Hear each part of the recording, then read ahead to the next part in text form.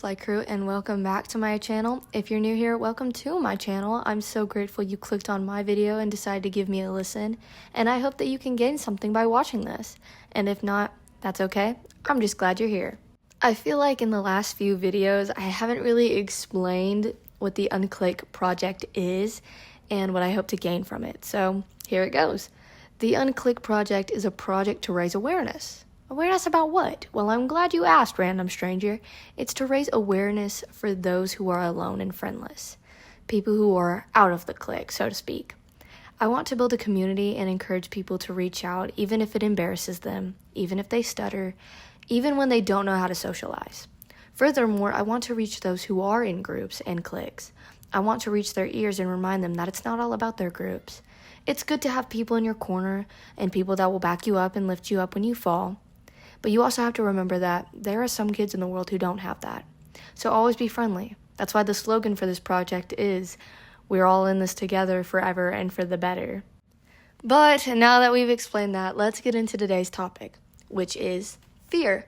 Yesterday I talked about social anxiety, and before that I talked about self-isolation, which both of them have a level of fear in them.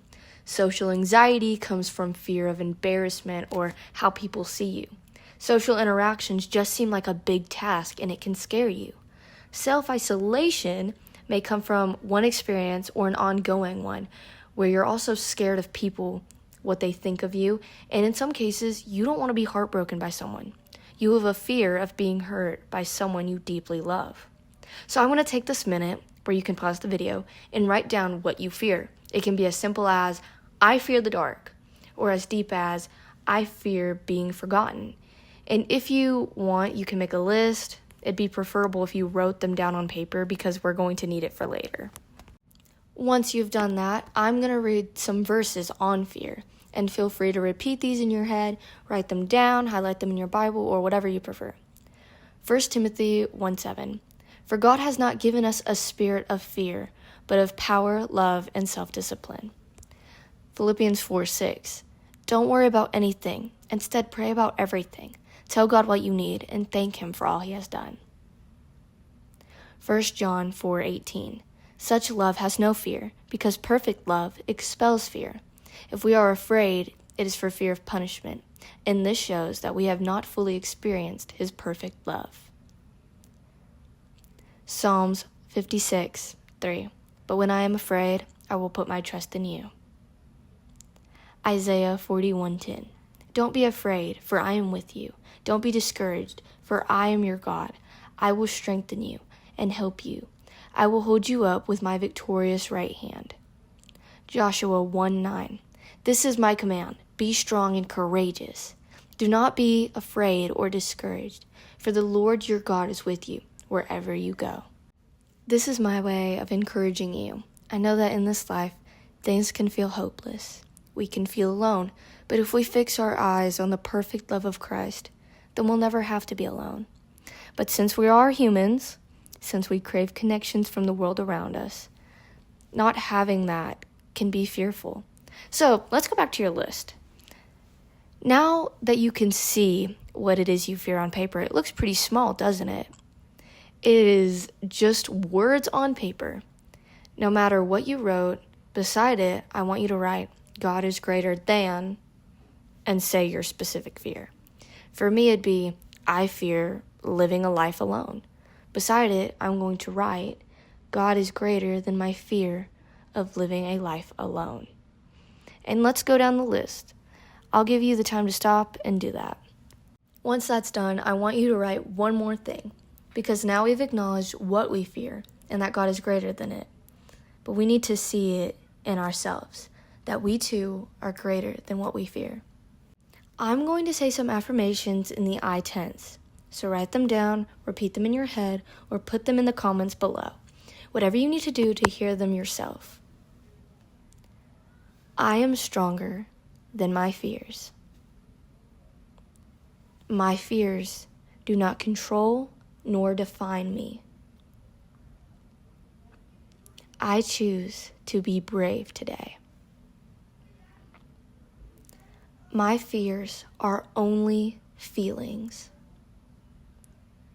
I am resilient, capable and enough just as I am. I have the courage to face uncertainty and move forward. I am no less of a person because of my fears. I am capable of accepting peace. I am letting go of what I cannot control. This is my life, and I will not waste it by worrying. Stress does not define me. Social embarrassment is only human, and it happens to everyone. I choose to open myself and look welcoming instead of hiding myself away. I choose to be fearless today. If I am fearless today, I can encourage someone else to be fearless also. I am fearfully and wonderfully made. This fear is temporary. My feelings are temporary. I choose not to dwell on my fears today. Now let's take a deep breath. Straighten your back and breathe in. Really stretch out your lungs, feel it in your belly, and exhale. Let go of all your fears, stress, and worry. It doesn't matter. It doesn't serve you. It deducts minutes from your precious life. And one more time.